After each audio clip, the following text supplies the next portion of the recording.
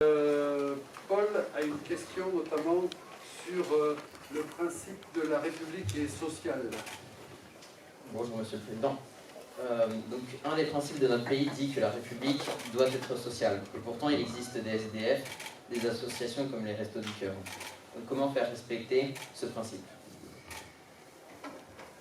Alors, la République est laïque, on vient de le dire.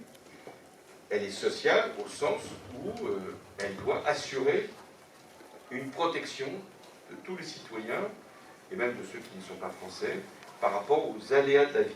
Qu'est-ce que c'est que les aléas de la vie? C'est le risque de tomber malade et d'être incapable de se soigner.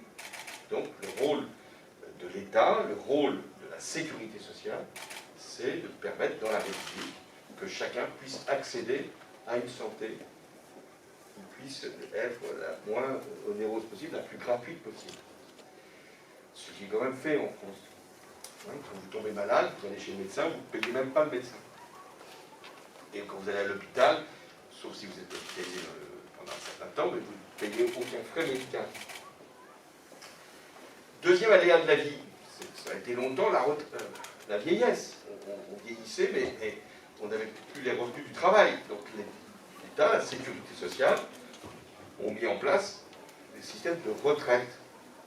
Ce qui fait que vos parents cotisent pour leur retraite, mais surtout pour payer la retraite de vos grands-parents. Donc, et quand une personne n'a pas suffisamment cotisé, donc n'a pas une pension de retraite à un niveau décent, on lui assure un minimum vieillesse. Troisième aléa de la vie, c'est le chômage. On va vivre une période où le chômage va réaugmenter avec la crise sanitaire. Et là aussi, il y a une indemnisation du chômage. C'est-à-dire que c'est la personne qui perd son emploi, elle est accueillie à Pôle emploi pour lui permettre de retrouver un travail et d'avoir une allocation chômage.